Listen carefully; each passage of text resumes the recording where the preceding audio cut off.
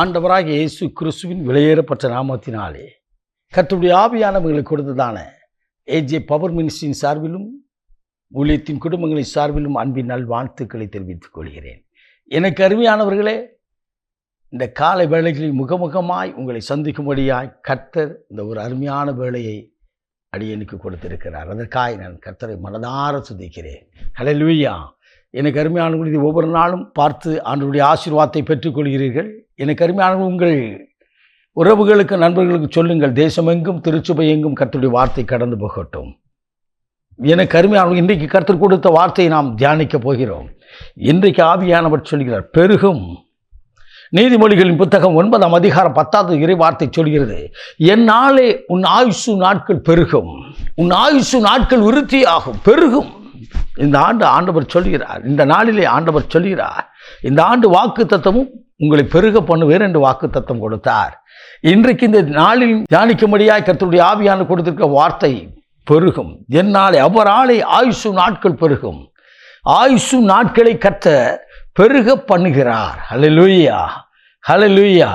எனக்கு அருமையானவர்கள், ஒருவேளை வேதனையோடு வியாதியோடு சரீரத்தில் பாரத்தோடு மருத்துவரால் கைவிடப்பட்ட நிலையிலே தேவனுடைய வார்த்தையை கேட்டுக்கொண்டிருக்கிற உங்களோடு கர்த்தருடைய ஆவியானவர் பேசுகிறார். உன் வாழ்க்கையில ஆயுசு நாட்கள் நீடித்திருக்க போகிறது. உன் சரீரத்தின்படி உன் உடல் கூறின்படி மருத்துவர் சொல்லியிருக்கலாம்.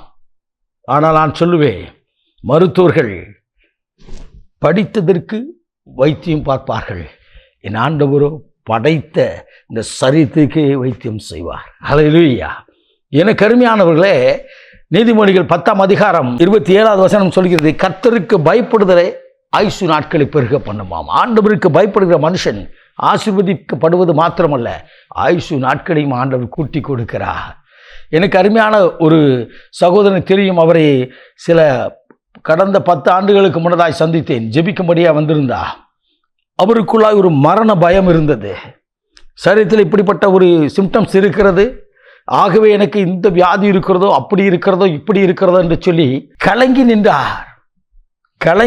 எப்பொழுதும் பார்த்தா கொஞ்சம் சோகமாகவே இருப்பார். அவர் விதமாக சொன்னார், எனக்கு இந்த மாதிரி ஒரு பயம் இருக்கு, இந்த வியாதியாக இருக்குமோன்னு நான் சந்தேகப்படுறேன் அப்படின்னாரு. மருத்துவத்தை கடந்து போனார். ஜெபித்து அவர்களை அனுப்பினோம். வேதம் சொல்லுகிறது, வேதம் சொல்லி எல்லா வியாதிகளையும் ஆண்டவர் சிலுவையிலே சுமந்தார். இந்த சத்தியத்தை குறித்து சொல்லி அவளை அனுப்பினோம். ஆண்டவருக்கு மட்டும் பயப்படுங்கள்.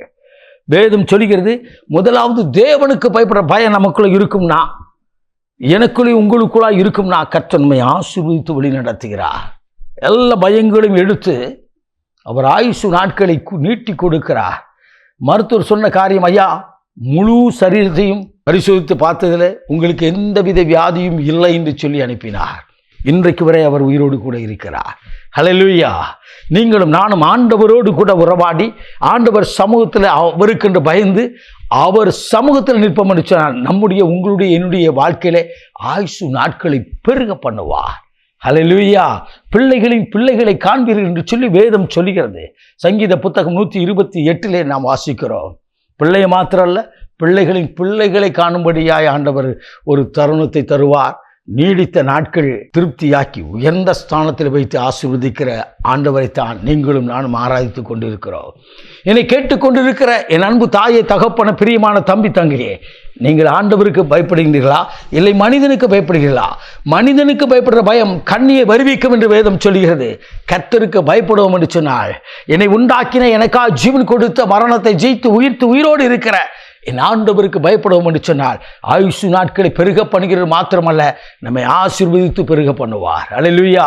சந்ததியை பெருக பண்ணுவார். கையின் பியாசங்களை பெருக பண்ணுவார். சகலத்திலும் ஒரு பெருக்கத்தை நீங்கள் காண போகிறீர்கள். நாம் ஜெபிப்போமா? மகா பரிசுத்தமுள்ள தகப்பனே, இந்த அற்புதமான இந்த வேலைக்காய்மை சோதரிக்கிறோம். இந்த நாளிலும் தகப்பனே, உடைய வார்த்தையை கேட்டுக்கொண்ட ஒவ்வொரு மேலும் அபிஷேகம் பெருகட்டும், ஜெப அக்கினி பெருகட்டும், உடைய வல்லமை பெருகட்டும். அவள் வாழ்க்கையில தகப்பனே ஆயுசு நாட்களை பெருக பண்ணி உமக்காய் சாட்சியா ஜீவிக்க கிருபைதாரும். எல்லாமையும் உமக்கு செலுத்துகிறோம். இயேசு இரட்சகரின் விலையேறப்பட்ட நாமத்தில் பிதாவே, ஆமென், ஆமென். God bless you.